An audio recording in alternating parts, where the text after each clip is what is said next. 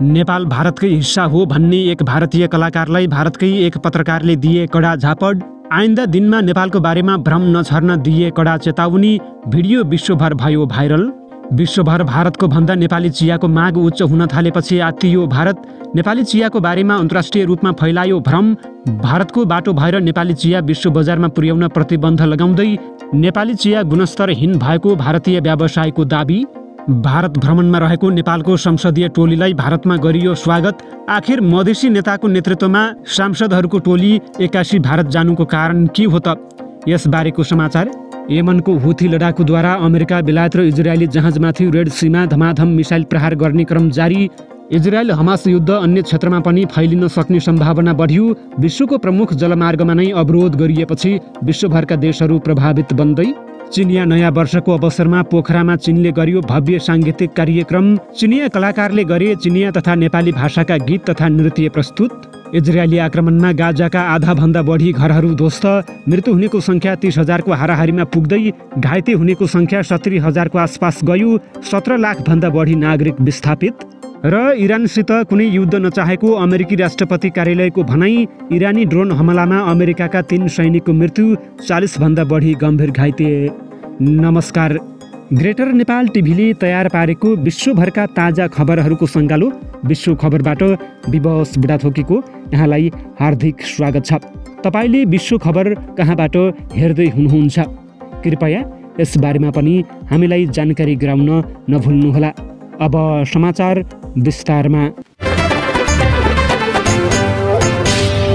केही हप्ता अगाडि भारतकी एकजना कलाकारले एक सञ्चार माध्यममा अन्तर्वार्ता दिने क्रममा नेपाल निकै सानो देश भएको र त्यसलाई पनि स्वतन्त्र देश नमानी इन्डियाकै हिस्सा मान्नुपर्ने बताएकी थिइन्। उनको यस्तो घिनलाग्दो अभिव्यक्तिको विश्वभरका नेपालीहरूले विरोध गरिरहेका छन्। यसैगरी भारतका एकजना पत्रकारले पनि चर्को रूपमा उनको आलोचना गरेका छन्। सधैँ नेपालको हितमा बोल्ने भारतका एकजना पत्रकारले नेपाललाई भारतकै हिस्सा मान्नुपर्ने झुटो कुरा सञ्चार माध्यममा फैलाउने भारतकी कलाकार कङ्गना रनौतलाई कडा जवाफ र आगामी दिनमा यस्ता कुराहरू नबोल्न चेतावनी दिएका छन्। एकैछिन यो भिडियो हेर्नुहोस् है त। तो जो आतंकवादी हैं वो आतंकवादी ही रहेंगे और हमें मानवता के अधिकार से ये अधिकार बनता है कि अगर हिंदुओं का पूरे देश में एक भी देश नहीं है, कहाँ छोटा सा नेपाल है जिसको भी हिंदुस्तानी कंसीडर करो, जिसको भी भारत ही कंसीडर करो, सिर्फ भारत है। कहाँ छोटा सा नेपाल है जिसको भी हिंदुस्तानी कंसीडर करो, जिसको भी भारत ही कंसीडर करो, सिर्फ भारत है। अब यही बात कोई पुरुष बोला होता तो मैं सीधा ही अपने बातों से ही उसे नंगा कर दिया होता। बट आप एक महिला हो और हमारे हिंदू धर्म के अकॉर्डिंग महिलाओं को बहुत ही ज़्यादा सम्मान पूर्वक बोला जाता है, तो आपसे इज्जत से ही बोलना मैं पसंद करूंगा। आपको रिस्पेक्टफुली ही ये चीज़ समझाने की कोशिश करूंगा। सबसे पहले तो आपने जो बात बोला कि नेपाल एक छोटा सा कंट्री है और उसे आप इंडिया ही कंसिडर करो। भाई, किस बुक में आप पढ़े हो कि नेपाल इंडिया का पार्ट है या इंडिया ही कंसिडर कर सकते हो आप नेपाल को? मतलब जो मन में आए वो बोल दो। एज अ परसेंटेज के हिसाब से देखोगे, मैं पॉपुलेशन के हिसाब से नहीं बोल रहा हूँ, एज अ परसेंटेज के हिसाब से बोलोगे तो दुनिया के सबसे ज़्यादा हिंदू आबादी वाला देश नेपाल है, इंडिया या भारत नहीं। माइंड में थोड़ा ये चीज़ें थोड़ा सोच कर समझ कर बोला करो आप। छोटा सा कंट्री क्या होता है? कोई भी एक मालदीव्स भी नेपाल से भी कई गुना छोटा कंट्री है, बट है ना, उसका एक अलग वजूद है। सभी देशों का एक अपना वजूद होता है, एक अपना हिस्ट्री होता है। और नेपाल का हिस्ट्री उठा कर देखोगे तो कहीं ना कहीं भारत के हिस्ट्री से भी पुराना देश है नेपाल। यकीन ना आए तो एक बार गूगल जरूर कर लेना। गूगल करोगे तो ये पता चलेगा आपको कि जो एशिया का सबसे पुराना कंट्री है वो है नेपाल। तो मैम, थोड़ा हिस्ट्री ही पढ़ लिया करो। नेपाली चियालाई सधैँ खतराको सङ्केत मान्दै आएका भारतीय व्यवसायीले चियामाथि पुनः तगारो लगाउने चेष्टा सुरु गरेका छन्। भारतीय व्यवसायीले अनिवार्य परीक्षणको बहानामा नेपाली चियामाथि पुनः अवरोध सिर्जना गर्न लागेका हुन्।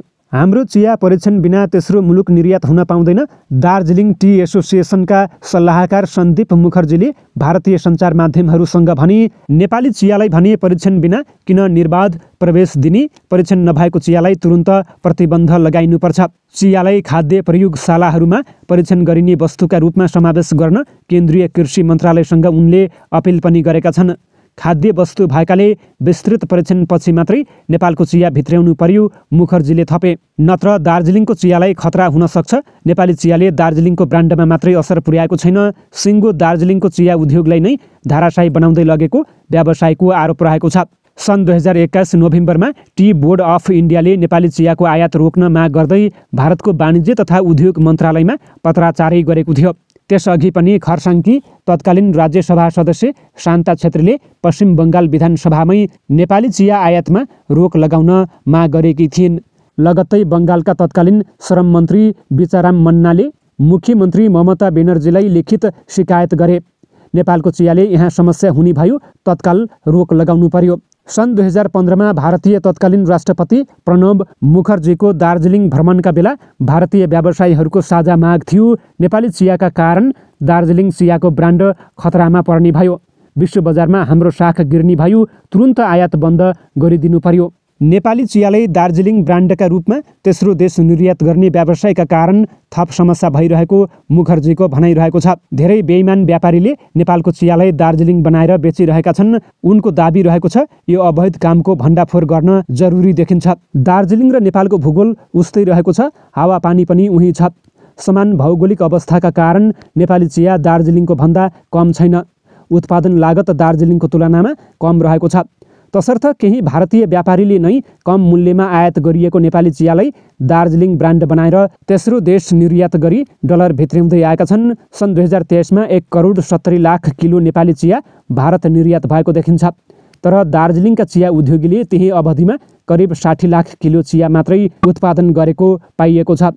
नेपाल भारत वाणिज्य सन्धिमा एकअर्का देशमा क्वारेन्टिन प्रमाणपत्रलाई दुवै देशमा मान्यता दिने भनिएको छ। तर चिया लगायत कृषिजन्य उत्पादनले परीक्षणका नाममा भारतीय पक्षबाट सधैँ शास्ति पाउँदै आएका छन्। एकअर्का देशको क्वारेन्टिन प्रमाणपत्रलाई एकअर्का देशले मान्यता दिने हो भने निर्यात व्यापारका धेरै समस्या समाधान हुने थिए, मेची उद्योग वाणिज्य सङ्घका संस्थापक अध्यक्ष पन्नालाल जैनले भने। त्यही मान्यता नहुँदा समस्या थप जटिल बन्दै गएको हो। खास गरी कृषिजन्य उत्पादनहरूलाई भारतले क्वारेन्टिन प्रमाणपत्र अनिवार्य माग्दै आएको छ।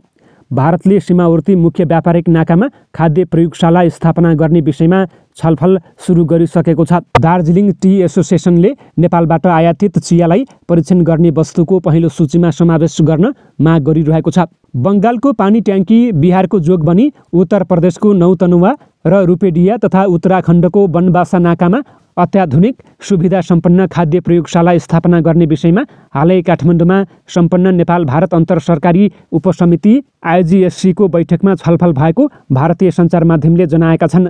सिक्किमदेखि उत्तराखण्डसम्म 1751 किलोमिटर लामो सिमाना नेपालसँग जोडिन्छ।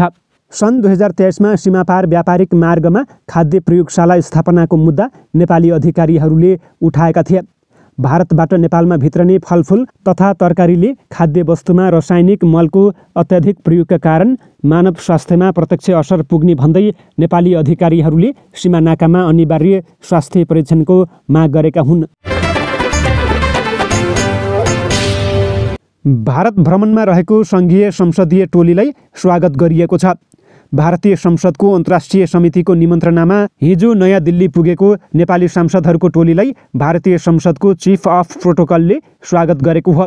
30 जनवरीदेखि 6 फेब्रुअरीसम्म भारतमा रहने नेपाली सांसदहरूको टोलीका लागि नेपाली राजदूतावासले संसदीय टोलीलाई भारतीय पक्षसँग कुराकानी गर्नको लागि विभिन्न सुझावहरू दिएको छ। जसअनुसार नेपालीलाई सिम कार्डको सहज उपलब्धता, शिक्षण संस्थानमा भारतीय सरह शुल्क लिनुपर्ने र ह्युमन ट्राफिकिङको समस्या लगायतका एजेन्डा उठाउन सुझाव दिएको हो।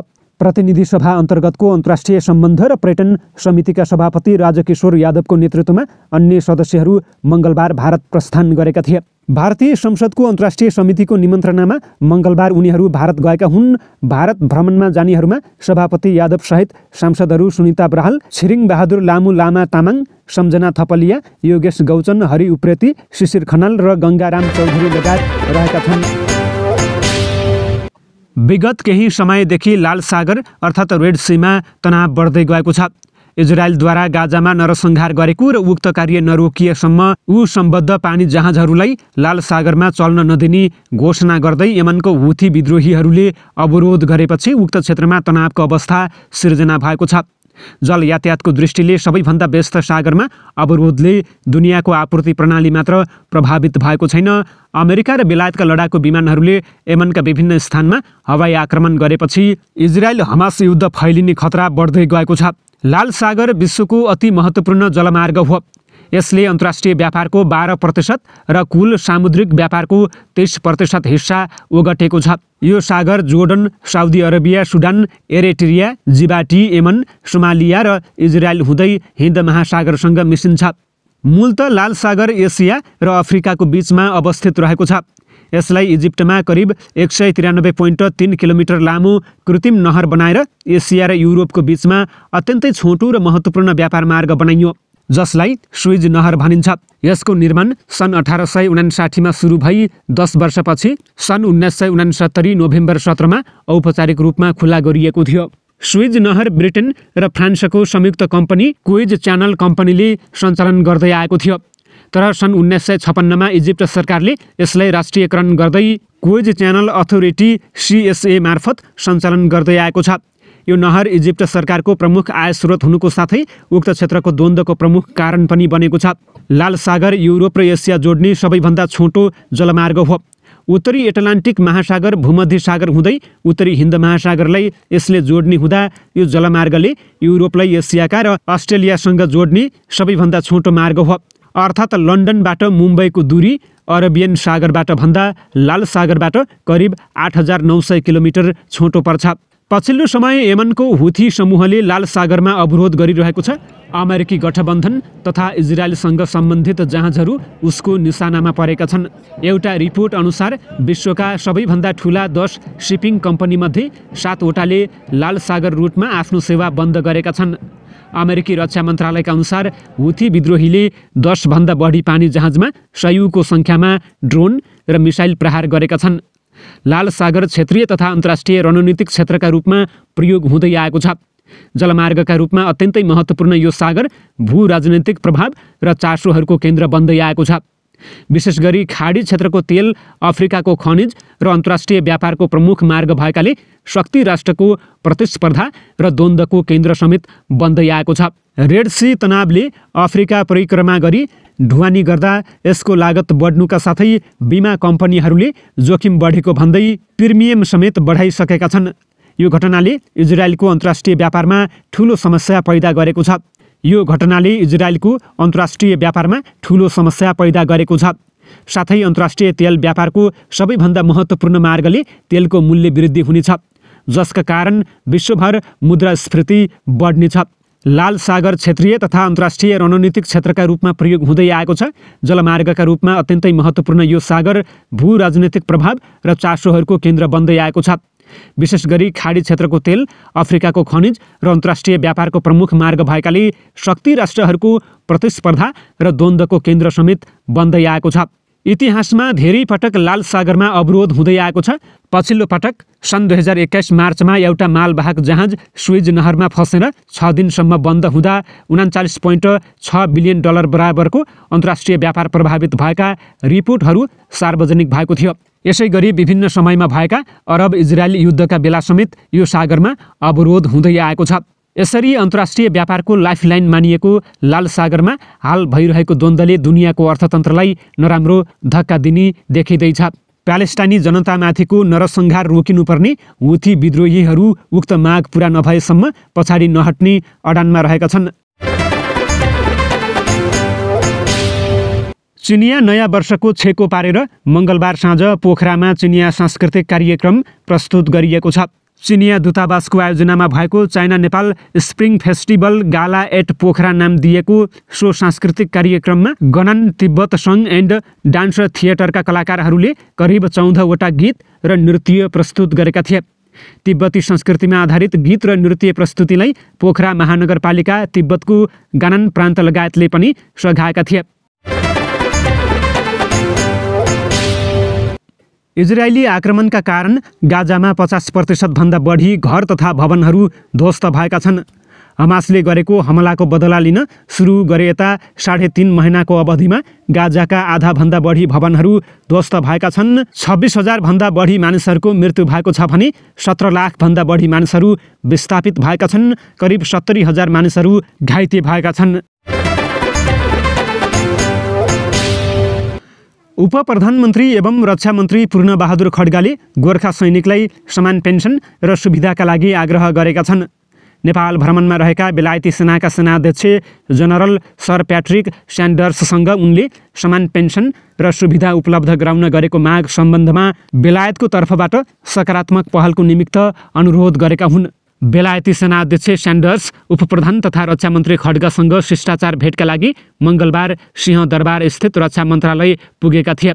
भेटमा खड्गाले ब्रिटिस सेनामा सेवारत गोर्खाहरूको योगदान अतुलनीय रहेको उल्लेख गर्दै सन् 1997 अघि सेनानिवृत्त भएका ब्रिटिस गोर्खा सैनिकको आफ्ना बेलायती समकक्षीहरूसँग समान पेन्सन र सुविधा उपलब्ध गराउन गरेको माग सम्बन्धमा बेलायतको तर्फबाट सकारात्मक पहलको निमित्त अनुरोध गरेको उनको सचिवालयले जनाएको छ। सो अवसरमा बेलायती सेनाध्यक्ष जनरल सर प्याट्रिकले उप प्रधानमन्त्री खड्गाले गोर्खा सैनिकबारे उठाएको विषयलाई आफूले गम्भीरतापूर्वक लिएको बताएका थिए।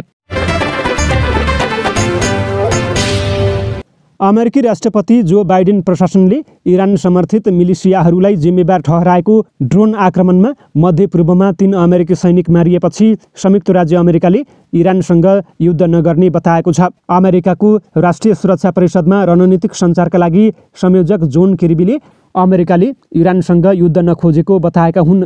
उनले सैनिक मृत्यु प्रकरण निन्दनीय रहेको भन्दै अब पुनः गल्ती नगर्न आग्रह गरेका छन्।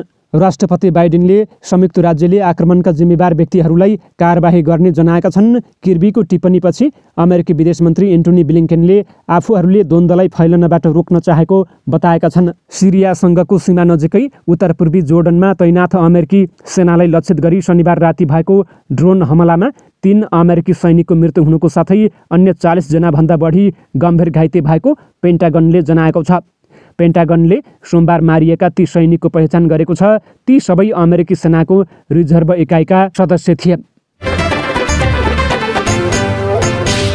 जेल सजाय काटिरहेका पाकिस्तानका पूर्व प्रधानमन्त्री इमरान खानको पार्टीले बलुचिस्तानमा गरेको एक र्यालीमा विस्फोट हुँदा कम्तीमा 4 जनाको मृत्यु भएको छ।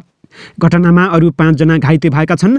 पाकिस्तान तेहरिक ए इन्साफ पीटीआई पार्टीको चुनावी र्याली हुँदै गर्दा सिबी शहरको जिन्ना रोडमा विस्फोट भएको थियो। सिबी स्थित जिल्ला सदरमुकाम अस्पतालका मेडिकल सुपरिन्टेन्डेन्ट डाक्टर बाबरले 4 जनाको मृत्यु भएको र 5 जना गम्भीर घाइते भएको पुष्टि गरेका छन्। घाइतेलाई सिभिल अस्पतालमा भर्ना गरिएको उनले बताएका छन्। घटनास्थलमा प्रहरी पुगेर अपराधीको खोजी सुरु गरेको अधिकारीले जनाएका छन्।